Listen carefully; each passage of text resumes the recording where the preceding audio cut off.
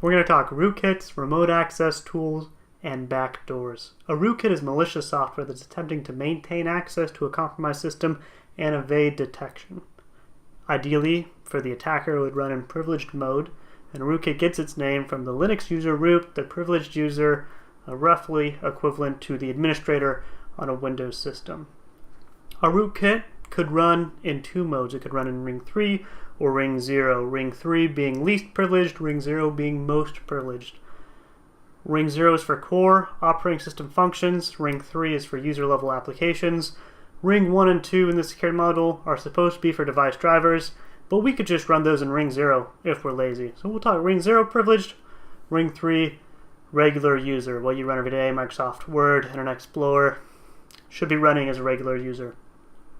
If our malware is able to run in kernel mode, get those type of privileges, it's running as core operating system functions, and it can arbitrarily overwrite, because it has the permissions, core operating system libraries and embed itself deeply within the system. It also could intercept I/O calls. It could intercept your antivirus's attempts to detect the software, so it becomes almost impossible to detect or remove if it is able to get that kernel level access to ring 0. Another type of malware that is attempting to maintain access is the remote access tool, the RAT. So these resemble remote administration tools, but we're using these for malicious purposes. Maintain access to the target system. It's going to attempt to use legitimate traffic to mirror your administrative environment. It could open legitimate ports. If you use remote desktop in your environment to administer systems, it could also be using port 3389. But it will use legitimate traffic. If you use VNC to administer systems in your network, it also could use VNC, but as part of a malicious suite, or SSH, or PSExec. Generally, we're using things designed for administration, but instead of an administrative tool to help the administrator, it's an access tool, a RAT, for the bad guys.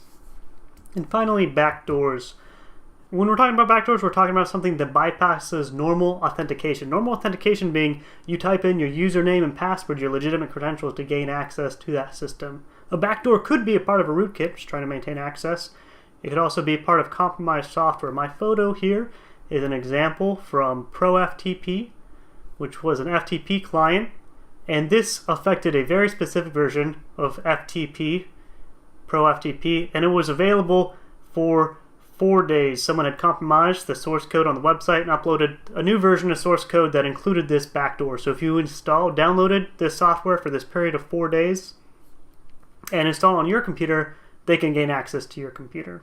We could also see backdoors hard-coded into firmware.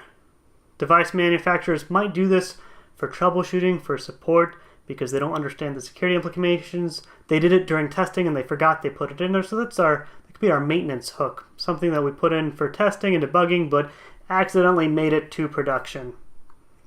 Anything that bypasses your normal authentication will be a backdoor.